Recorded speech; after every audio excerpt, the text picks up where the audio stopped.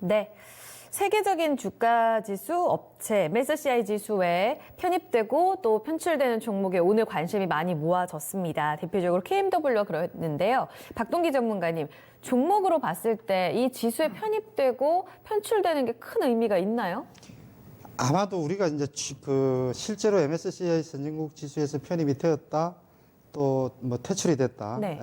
그렇게 지금 이제 1년에 한 번씩 이렇게 나오는데, 반기마다 한 번씩 나오는데, 네. 새롭게 포트 조정을 하는데, 우리가 사실은 뭐 추종은 못해요. 퇴출됐을 때 이게 과연 얼마만큼 영향력이 있어서 실제로 주가가 하락하는지. 네.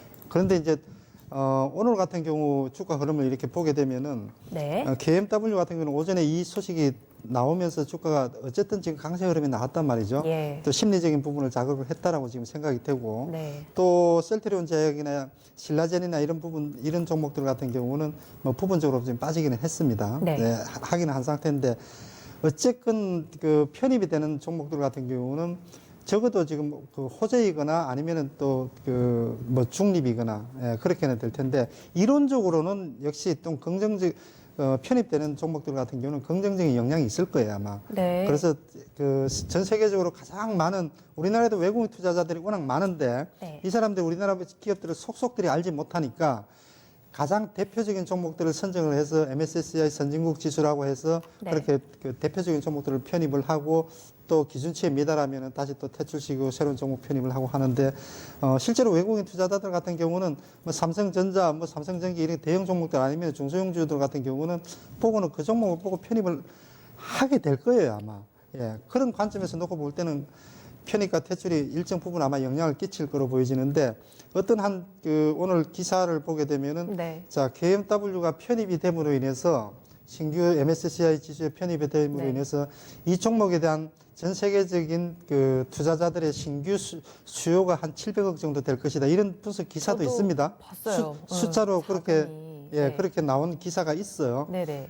어떤 기준으로 했는지 잘 모르겠으나, 어쨌든 이 사람들의 논리로 놓고 볼 때, 펀드 매니저들의 논리로 놓고 볼 때는 전혀 또 근거 없지는 않아요. 그렇기 때문에 일정 부분 단기적으로 놓고 볼 때는 좀 긍정적인 편입되는 종목들 같은 경우는 긍정적인 영향을 줄 것이고, 네. 또 수급적인 측면에서 퇴출되는 종목들 같은 경우는 다소 부정적인 영향을 줄 텐데, 그게 실질적으로 이 종목의 주가 흐름에 미치는 영향은 아마도 10%, 20% 이내에 그리 크지는 않다라고 보여져요. 그거 외적인 요인이 훨씬 더 주가 상승 하락을 결정하는 요인이 더 크지, 네. 그거 자체만으로 주가가 빠진다 올라간다 요인은 아닐 거라고 보여집니다. 그렇군요. 지문상 과장님, 그런가요? 그러면은 단기적인 이슈에 그치나요? 지금 26일이 편입되는 날짜가 맞죠? 네, 맞는데 일단 저는 조금 다른 관점으로 보고 있습니다. 전문가님 말씀도 동의는 하는데 네. 결과적으로 이 수급적인 부분들이 좀 많이 바뀔 거예요. 왜냐하면 이 MSCI라는 게 이거는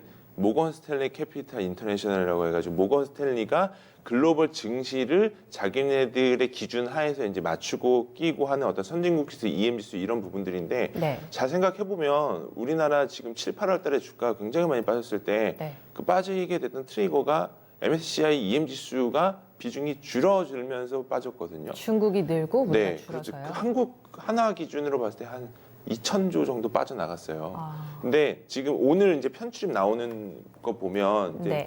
뭐 증권사에서 오늘 지금 장 끝나고 얘기 나왔던 부분들이 네. KMW 같은 경우가 수급적인 영향이 한 930억 정도 들어올 것 같고, 신라젠이 빠지는 게 한 800억 정도, 네. 그리고 셀트리온 제약이 450억, 네. 한미사이언스가 410억 정도 되는데, 예. 중요한 거는 MSCI에는 이렇게 편입이 되지만 MSCI를 추종하는 추종 패시브 펀드들이 또 있거든요. 네. 그러다 보니까 이거를 수치상으로 봤을 때는 산실적으로 우리가 뭐 나래비 세워가지고 어떤 펀드는 얼마, 어떤 펀드는 얼마 이렇게 확인을 할 수는 없지만, 네. 우리나라에 상장되어 있는 ETF, 인덱스 펀드, 그리고 지금 해외 주식 ETF, 인덱스 펀드 같은 경우가 결국은 MSCI를 추종을 하는 부분들이 있기 때문에 어쩔 수 없이 수급적인 영향을 볼 수밖에 없는 현실이라고 보시면 될 것 같고요.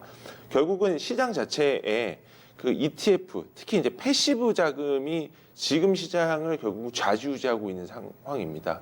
그러니까 금융투자업계 같은 경우도 지금 액티브 펀드가 운용이 잘 안 되거든요. 아, 네. 대부분이 다 패시브형으로 진행이 되고 네, 네. 국민연금이 운용하는 것 자체도 패시브형으로 운용을 하기 때문에 네. 결론적으로 봤을 때 이러한 편출입 같은 경우는 수급적인 이슈가 같이 붙어 나갈 가능성이 높기 때문에 실질적으로 편입이 되면은 네. 주가에 긍정적인 영향을 미칠 수 있다라고 생각을 하고 있습니다. 그럼 이것이 지금 26일 편출입을 앞두고 매도할 수 있는 그 그렇죠. 포인트까지 된다라고 네, 보신다고요? 맞습니다. 네, 그리고 그날 당일날 네. 바로 이제 편입이 된 네. 종가 기준으로 편입이 되고요. 알겠습니다. 두 분의 의견 좀 각기 좀 달랐는데요. 수급적인 이슈 단기다 혹은 좀 길게 봤을 때 글로벌 자금의 유입도 기대해 볼 수 있다. 두 분의 의견 같이 좀 참고해 보시면 되겠습니다.